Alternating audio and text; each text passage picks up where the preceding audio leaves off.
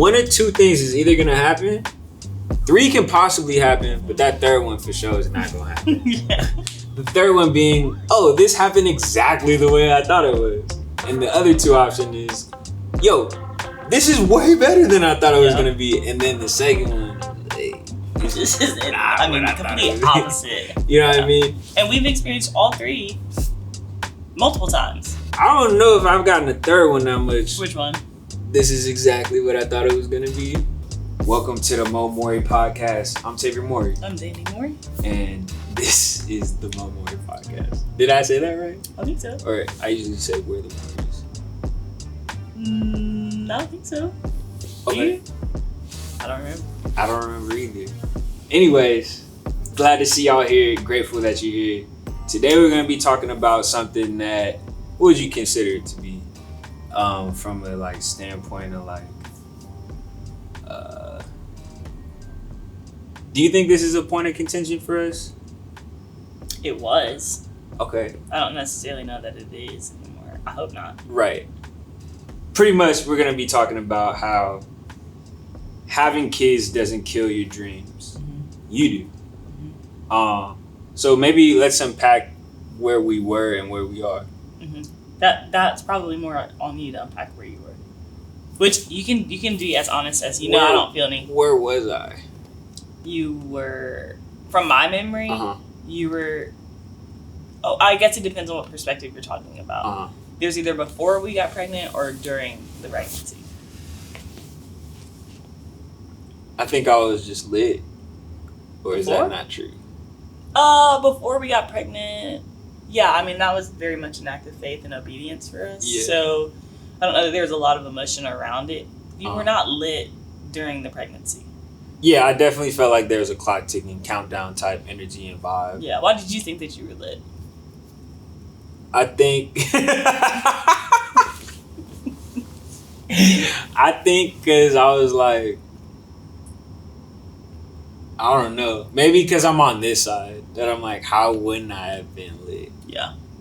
Because I love it. You know what I mean? Right. But at the time, yeah, I was just really scared. Mm-hmm. And very, I felt like there's an expiration date on dreams when it came to children. And once children come into play, it's like, hey, the show's over. Right. What the things that you wanted to do and that you felt called to and are called to, they kind of have to take a back seat now because you have to take care of this child. And the taking care of the child, raising up a child, protecting a child, providing for a child by way of the Lord's provision, is definitely a true thing, but that doesn't necessarily mean that the dream is over. And I think that's where I've landed now. Right.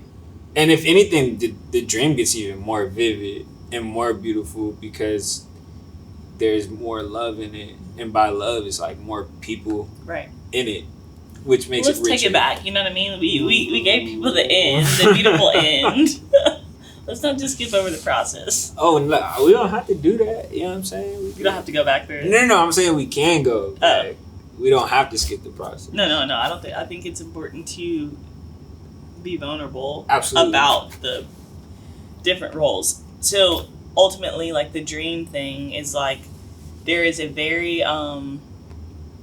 specific way that you dream, and that often includes how you get to the promise or the dream. And I think that having a kid does alter the how, but it doesn't have to alter the dream. Right. When that dream is centered around healthy things, centered around God, and centered around purpose. Obviously, if you have a dream that it lacks one of those 3 things or all of those 3 things, it might be a little bit more difficult. It may alter and maybe needs to alter. Facts. But I also think because we have different roles, a kid meant different things to us. So a lot of Tavior's stress was around provision. And I just didn't process it that way. But I think something that we did fight about quite a bit was me. How I could continue to work or not continue to work after we had a kid. I don't want to misrepresent you in any way, so I'll let you talk about. Well, it's like Zenny would give birth on stage if she could. So, like... I didn't say anything. So, and it's not me being like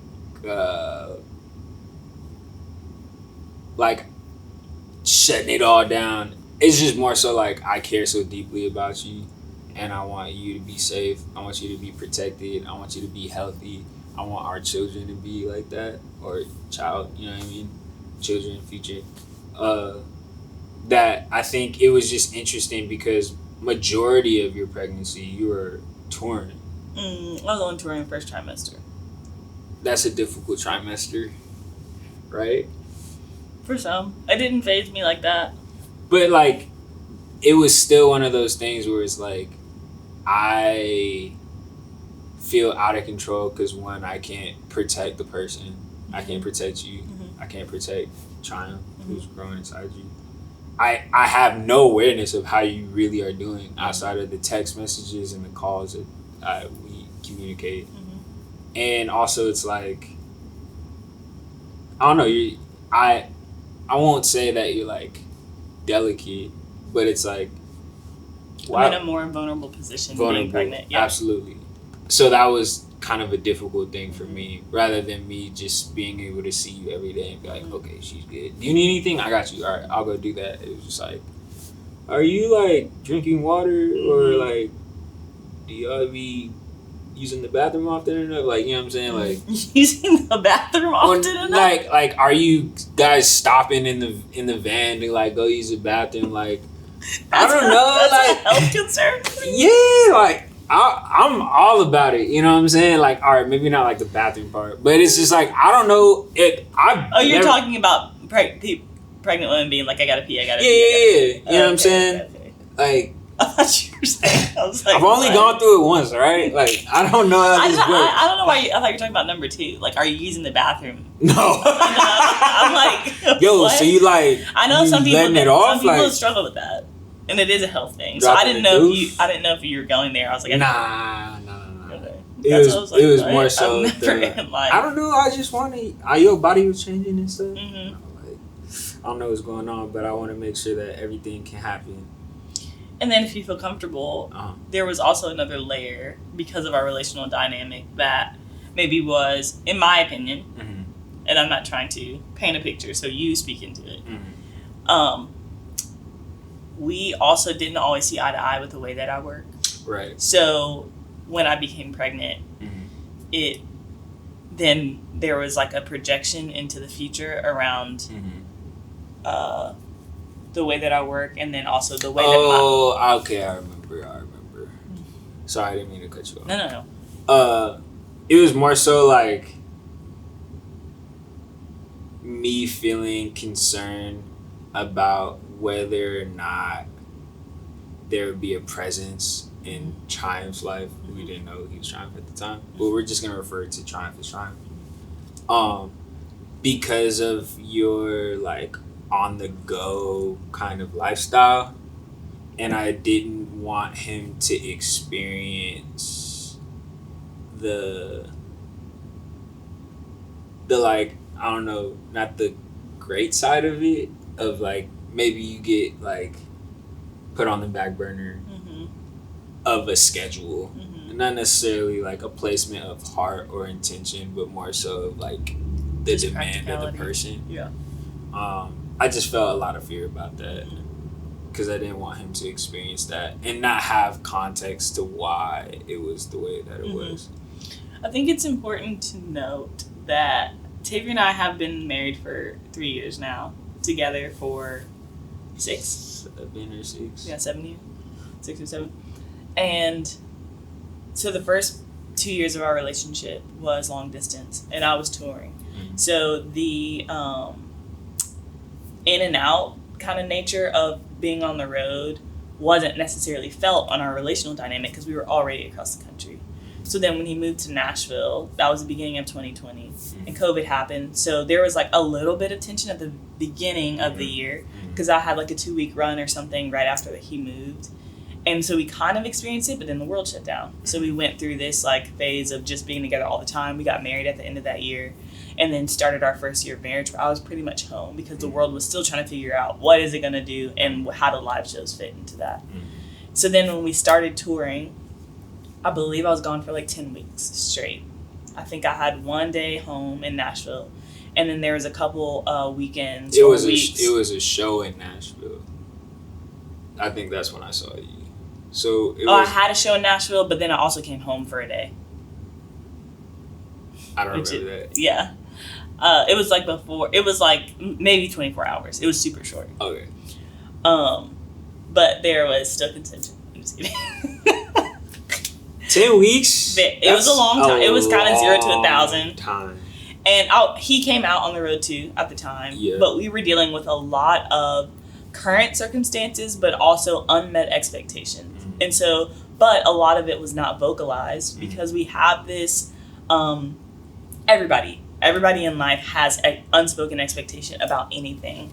My version of marriage was heavily informed by what was kind of sold to me. So like the romance and all the movie stuff, the Princess Diaries. The Hollywood. Yeah. I mean? And so my unspoken expectation was that. Like, I want it all. And sometimes we can be disappointed because the reality isn't parallel to the unspoken expectation. That doesn't make the reality right or wrong, though. I think something that we discussed with Tave was a lot of his expectation around marriage was that he would never feel lonely again. Yeah. It was going to be a cure to loneliness. Right. And then I come in. Yeah, there's kind of this like thought that being married ultimately like revoked ever feeling lonely because like, well, you're one with this person, so how could I ever feel lonely by being one with this person again? Then in walks Andy, who I'm like, I kind of am always on the go. So we were kind of like at the end of the pendulum on each side of that, where he's like, I'll never feel lonely. And I was pretty much like, I'll always be on the go. Like, my life doesn't have to shift when I get married. So then you add a 10-week tour, and something like that, in reality, again, not right or wrong, but it does disrupt the expectation. Yeah. And it does something relationally because you don't even realize, like, I thought it was going to be this. You don't have the words to say, like, I had this expectation, but this isn't meeting it. But that's okay because you're now a real human, and now I just have to deal with the grief of, man, this isn't what I thought it was going to be, but it can be something beautiful. Like, in the moment, you're just feeling it. Right. And so we were in the throes of, it took months, I would say, of really figuring out, like, what is the actual issue? Because I'm offended because I'm like, you knew I toured. I met you because I was on tour. You know what I mean? Like, how is it now an issue? And he he's offended because it seems like I'm choosing everything but him. I'm choosing the road. I'm choosing the shows. I'm choosing the studio. I'm choosing my friends because I also had a unhealthy or single person's pace in a married life. And what I mean by that is hanging out with friends and making my old priority my current priority, when what should have happened was now making God the first priority, then Tave, and then my friends, and you know what I mean. I don't know how that's gonna hit some people, but it's the truth. It's how we live our life. Yeah. But I didn't have that right order, and so it was just a mix of a lot of emotion, not a ton of tools. We did the best we could with the tools that we had. I have enough. And then for sure. And then just early marriage. Like some of it is just like getting to know each other and figuring out we hadn't lived together before we got married. So there was another element of like, that part wasn't actually that hard, but it's still just getting used to something new. Yeah. And there's a lot of transition in life, and sometimes it just takes your body, your emotions, even if you're having the best time in the world, time to catch up to a new normal. So I say that to say we worked through that. We were getting on the same page. Now you add a baby to that. Yeah. And you add, again, the same narrative, the same unspoken expectation of what life would look like with a kid. My dream was always to keep going full force and add a kid into the mix. Now they're seeing the world. Now they're doing, everything. Tave's dream was what? That's great. I'm like, it wasn't that. I just know what it wasn't. I know what it wasn't, but I'm not sure what it was. I think for me, it's like, at the end of the day, I always desire to keep the main thing the main thing. Mm-hmm. And like, after God is family. Yeah. And that's instruction from God. Mm-hmm. You know what I'm saying? And I just want and desire the strongest family structure that's humanly possible, to where like our children can feel like they can talk to us. Yeah. They feel like they enjoy being around us. They know that family is a safe space. They know that communication is key, and that like they have the tools to communicate, not only amongst themselves whenever we do have more children, and us as well, but also just this understanding of like, yo, we got each other. Yeah. You know what I mean? And like, it's us before anyone else. You know what I mean? I think it was like a very simple thing. And like, I'm the kind of dude that's like, Lord willing, right? If they're like, yo, we want you to perform at the Super Bowl one day, and Triumph has like a big basketball game, like, for me, it's more of a flex to be like, you know what? I know there's millions of people that would see me do this thing, and this would do incredible things for my career, but I'd rather be at my son's basketball game. Mm-hmm. Because that's personally more important to me. Growing up, being an athlete, I remember my mom only missed one of my games. Mm-hmm. And I played football from 6 years old to 22. Mm-hmm. You know what I mean? So it's like, that's kind of crazy that like all that time spent, I still am aware that like, you know, my mom was always there. Mm-hmm. And I'm 30 years old, and that's still something that I hold to me. Yeah. And regardless, if it's sports for Try, or maybe he's like, yo, like, I want to learn how to do Taekwondo, and it's just like, oh, cool, I'm there. You know what I mean? And I just kind of don't want it to be one of those things where he's just like looking in the stands, and it's just like, yeah, all my friends' parents are here, but mine aren't, because they're being awesome, but they're not here. You know? And okay, so I have a question. To me, and I don't want to get too far off of the main topic, but it feels to me like those, you have two stories, and they're the extreme. Like, either they're at every game or they're not at a game. Mm-hmm. Or it's, you know, Super Bowl versus, you know, Taekwondo, or, you know, something else. And I'm like, do you not see a middle ground there? No, there's absolutely a middle ground. I think I just make the polarizing examples to express how much I value one thing over the other. Because at the end of the day, like, if we need this check, like, son, somebody's gonna record it, but I'm gonna be back. You know what I'm saying? Totally. But in a world where like the monetary thing is like not a factor, it's like, nah, like, this is more valuable to me. Because at the end of the day, like, that I can't get that time back. Mm-hmm. You know what I mean? You can always make some more money, right? But you can't get that time back, right? Yeah. So I think that clarifies what your dream was, just the ability to always be there. Yeah. So different dreams. You know what I mean? Like, my goal in life was not to always be there, but I also grew up in a family system where we weren't. Like, I started traveling when I was 11. And part of the rhythm was not being there. Mm-hmm. You know what I mean? Like, I would miss, and at the time, the stakes are very low because it's middle school and high school. Mm-hmm. But friends' birthday parties, or, you know, graduations, things like that, people just kind of knew, like, they may be able to come, but they may not. You know, and it always was met with, like, understanding and not a lack of, people didn't feel less seen because of it. To my understanding, I never had a conversation with somebody that said they felt seen, but I did have conversations with people who were like, I know you're trying your best, kind of thing. So again, in my dream with the kid thing, I'm like, oh man, like, I already know the language of communicating value without physically showing up. So my pace was still the same, like, oh, and we were talking about, like, the kind of postpartum season. How long do you want to be off the road? And I'm like, I don't have to be off long. I can jump back in. And it just, oil and water, man. Like, it just wasn't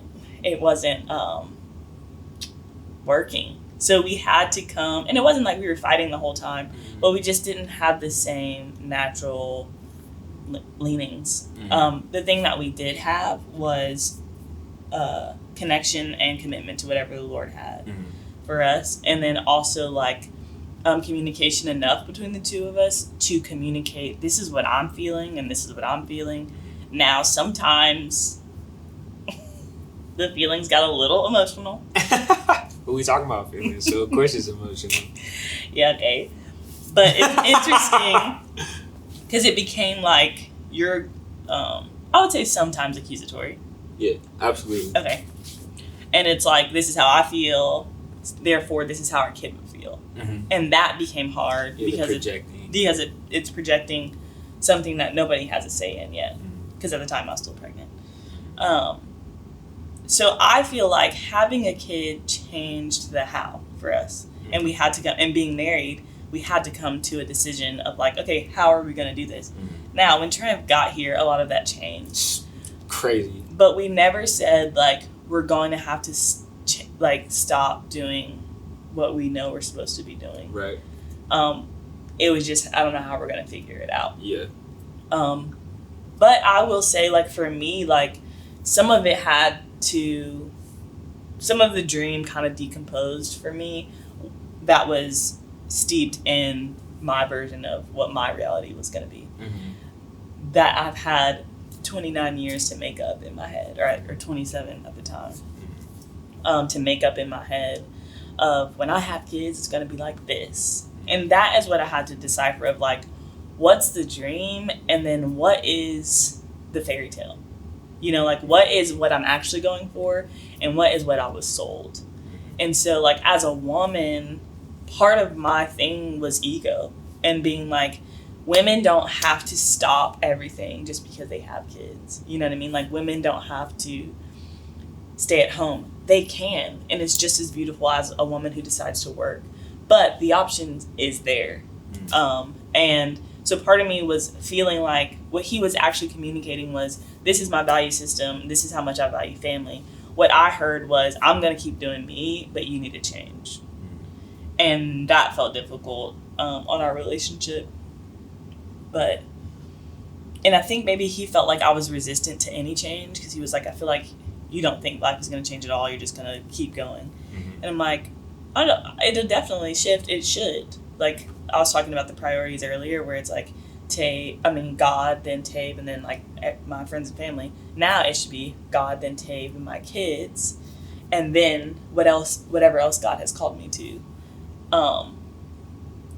But my communication was more like, yeah, I mean, I can do it all. You know what I mean? Which probably felt delusional to you at times. A little bit.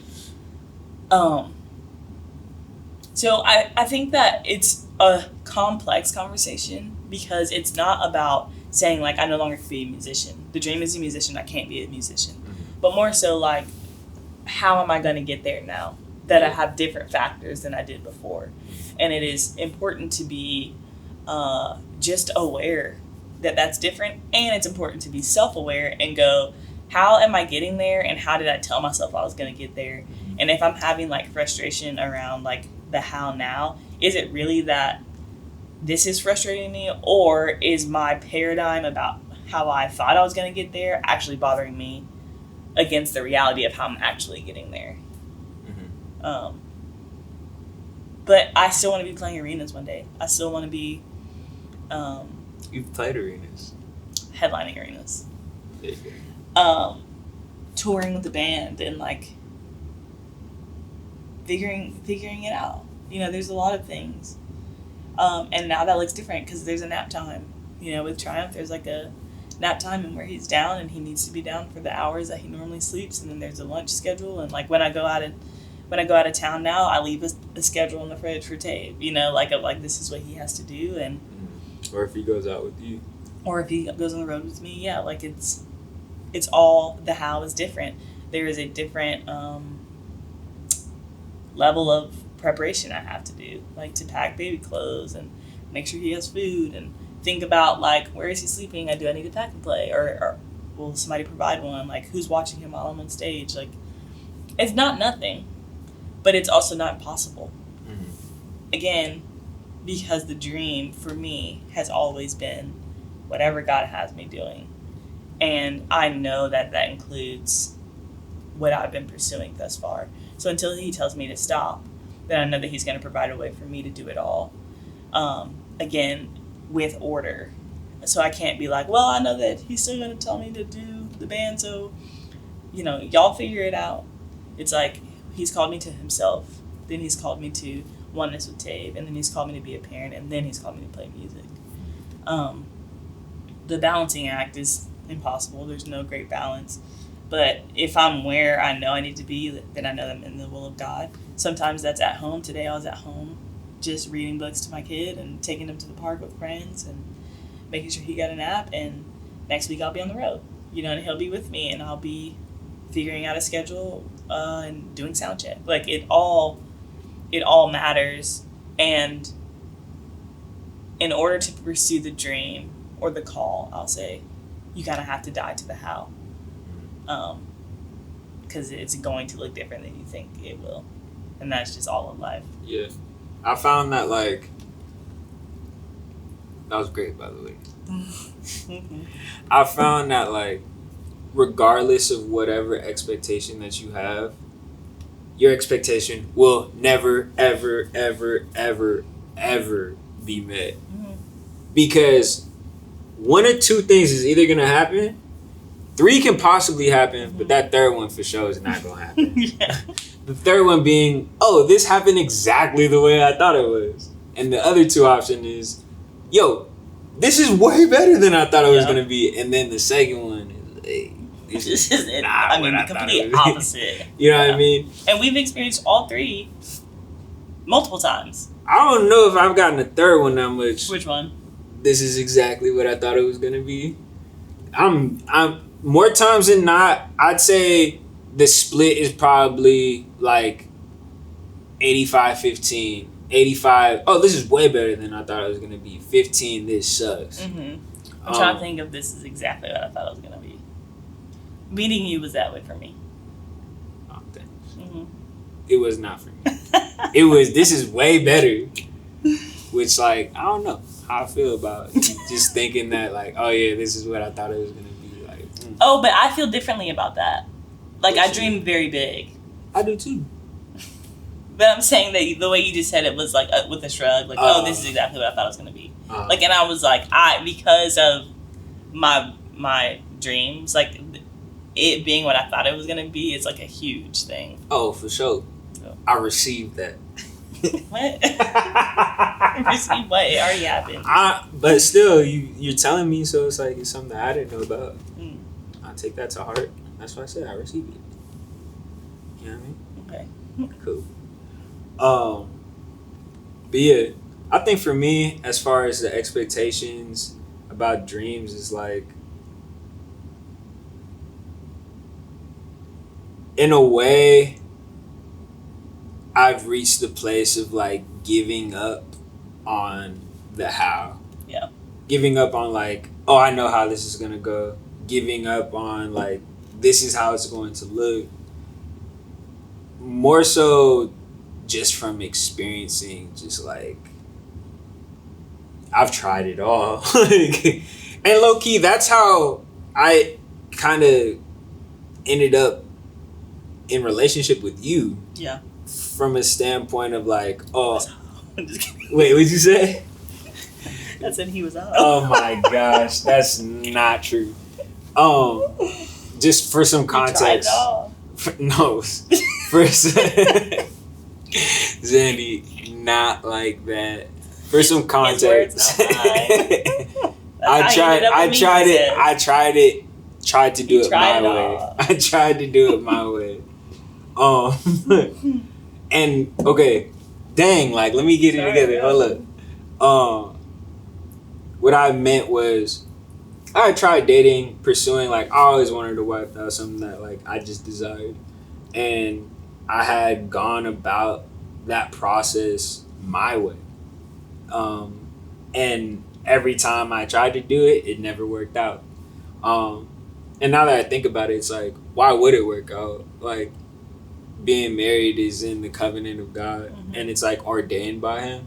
So why would me going about something in my own way to get to something that God has decreed and declared for me, that wouldn't work out? Like, that doesn't make any logical sense. With that being said, I kind of just chalked up the game and was like, how old was I? I was like 24. Yeah, I was 24. And I just told myself, I'm going to focus on work until I'm like 30 and not even pay attention to dating or anything like that. And literally 2 months later, I meet Z. And I was pretty upset. Rocked his world. Oh my gosh. I was pretty upset with God, not from the standpoint of like what He's blessed me with, but just from the fact that I was again being like, oh, I made up my mind, I'm gonna do this thing this way. And God was like, yeah, cool. Like, how's that about to work out for you? Here's Zandy. And when I realized who Zandy was, which was the first night that I met her, I kind of felt like frustrated because, again, I was, even in me being like, I'm not gonna do anything, is me still trying to do something my way. Right. Which is why I was frustrated, because I was like, dang, I did it again. So, as of late, that's pretty much the way in which I'm approaching everything. Which kind of brings me back to the kid thing. And I'm like, at that posture, kids don't threaten the outcome. We had kids under covenant. So it's like, there is kids, a kid. There is just a covering. And I want to be very careful because God honors and provides for all of His people. Absolutely. So I'm not saying that this is the only way God is doing things. I'm saying because we are married and because we had kids after marriage, He said be fruitful and multiply. You know? And sometimes that means in a specific season, and sometimes that just means just do it and I got you. You know what I mean? Like, there's faith involved. And He also said, like, I am His kid. Right. And He knows the desires of my heart. He's given me the things to desire. And so that includes the dream. And so some of it, all of it, takes surrender in order to enjoy it all at the same time. Right. Because we can plan and we can, like, dream and be like, okay, I can't wait for... I got signed when I was 19, and I had a part-time job at the time, and I was like, I'm definitely about to leave. Like, we got a tour shortly after. I literally quit the job. And I'm like, yeah, I'm out of here. Thank y'all. I'm about to be famous. So thank you for the time. And then we went on a 2-week tour and then came back and I had to be like, can I have my job back? Because, like... So, about that job. Again, like, I get one promise and then I run with it. And I'm like, I quit. You know? Actually, this is happening exactly. Actually, I'm gone. I don't even know y'all no more. Yeah, I've been famous. Okay, so I'm not talking to y'all. And I think I had plans the whole time. Like, I was gonna be in my version of success at the time, way more successful before I had kids, way more money before I had kids. We were gonna be married longer before I had kids. All because in my way, in my plan, in my idea of what was right, there was a how. Yeah, very limited understanding. I'm thankful for the maturity to know now that, like, God's plan looks so much like this. And if I like my plan to look exactly like this, like, just straight ahead. But the cool part is it looks like this from His perspective. Right. Yeah. Because He can see it. Exactly. And I've learned now that because God's ways are higher than mine, and because He says, I'm going to work everything out for your good, I don't have to be fearful of what I don't know. I don't have to be fearful of, like, well, they said, kids, I can't do touring and a kid. And God's like, yeah, you can. I called you to it all. So, whenever. You know what I mean? And with Triumph, we'll probably talk about that another time. There was a more specific ask of the Lord for us to go ahead and enter into the season of parenthood. And sometimes there's just not. Yeah. Sometimes He goes, you choose. You know? And that is what we've just had to learn to, like, give up. But ultimately, children don't threaten the dream because God is the only one who knows the how. Right. Like, and it's when I feel like I have control over something that I think that, oh, this is going to threaten it. Now, it does alter it in a beautiful way. I can't move the same way I moved without a kid. Just practically. Like, there are laws. You know what I mean? I can't just leave my kid for days and weeks or 10 weeks or whatever. You know, like, I have a responsibility as a parent, which now it does trump some of the things I used to do. The same way that I had to learn, like, in singleness. And it always sounds like there was, like, some sort of sin involved or, like, wrongdoing. And that's not always the case. Some things that were blessed in one season is now a threat in another. Yeah. So just like I can't, like the Israelites couldn't live off of manna from yesterday. He was like, I'm going to have to provide for you again. Like what was actually nourishment to them one day was spoiled the next. Right. And when I try to live off of old principles, like, oh, I used to always just be able to leave out of town. Like, what's your issue? Oh, I used to make my own decisions. What's your issue? It doesn't honor the season that you're in right now. So in the same way with kids, I do also understand things do alter. And the way that I can tour and not think about it, or I was able to before being married, I can no longer do with a husband and a kid. So that's a healthy reality of like, yeah, it's going to be different. But I can still pursue what I'm called to with a kid. Now just in a different way than I used to. And all of it is glorifying God, which is the ultimate desire. Facts. So kids don't threaten anything to me. Like you're saying, it just expands it. Yeah.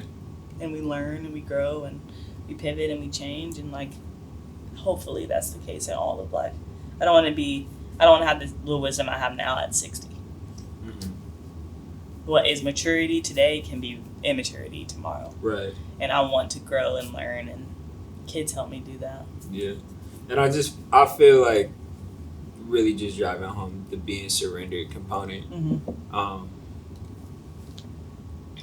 Because in that position and posture of surrender, there's so many other things enveloped in that. There's a humbleness in knowing that, like, yo, I cannot do this. And in that death of pride, I feel like that's where God's grace abounds even more. Yeah. What is it? In all your ways acknowledge, like, God. Like, that posture of surrender is being like, I know I can't do this without you. And in this weakness, I am strong because I have chosen to not only lean on you, but like I rely on you. And I think coming from like speaking for myself as a man, sometimes there's this like notion that like, yo, I gotta make it happen. I need to make sure that XYZ is going on. When in reality, it's like, so long as I'm obedient, all those things would take care of themselves. And I'm not saying don't work hard. Right. I'm not saying don't have no job. I'm not saying that like money falls out of the sky. Even though manna has fallen from the sky. But I am saying, so long as there's this understanding that like I'm submitted to God, and in that submission, I know without a shadow of doubt in my mind that I am covered, I'm provided for, I'm protected, and that extends over those that I cover, being my wife and my son. Life is easy, and I'm able to enjoy rest rather than anxiety, rather than fear and worry. And under that, there is a measure of choice that we feel the freedom to have, because the will of God is wider than I used to give it credit for. Now he has a way for us to go, but I thought it was like, only make a right, only make a left. Oh, you didn't make a left. You're out of the will. You know, and he's like, I care about you and your posture. Like, are you obeying me? Then yes, you can have whatever you want for dinner. You know what I mean? Like, and in the same way with kids, for us, I can't speak into how God speaks to anybody else. But there is a measure of choice where we choose not to have 20 kids right now because there's still things that we want to pursue. And practically speaking, it doesn't make sense. That doesn't feel like sin to us. It's not like God told us to. If he did, and not doing it would be disobedience. Right. But now it's like, can we? Sure. Can we not? Sure. You know, like, both of it is because of the posture of surrender and because of God knows he has our yes. He goes, yeah, either way. You know, like, I'm for you. And so we're just in constant communication with him, with each other. What are you feeling? You know, where are you at? And from that place, we make decisions towards the dream as a family, surrendered to God. And I feel like even my dream has shifted. Like, my dream is my goal, which is my passion, which is my purpose.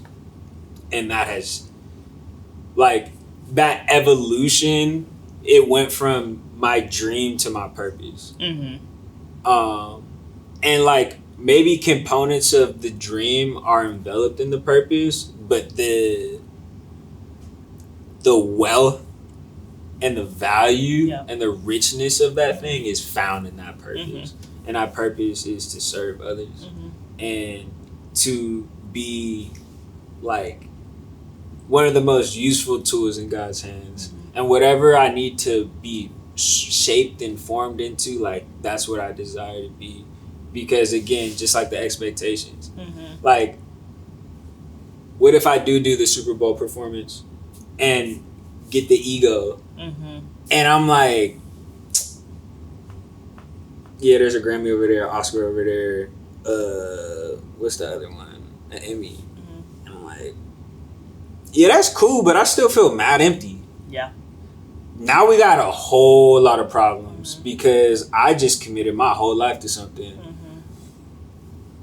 Meanwhile, that commitment to that thing, like, I'm not saying that not flowing through the purpose can't yield those things. But when I'm like, nah, I'm not really trying to hear that right now, God. Like, I'm focused on my dreams and my aspirations. Like, he is, you know, big enough to just be like, okay, go ahead.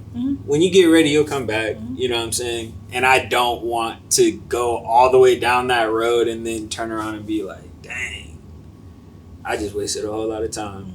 So I also think it's interesting. I just got this, like, picture of, like, you know how we had expectation around, like, what healthy marriage would be for us. Now I won't be lonely. I'll get to do whatever I want. You know, my husband's just gonna be our biggest cheerleader. Not that you aren't, but under the idea of, I also thought I could be gone for 10 weeks and it wouldn't have been. No handshake on it. I think we have to be careful, and this is kind of the future thought of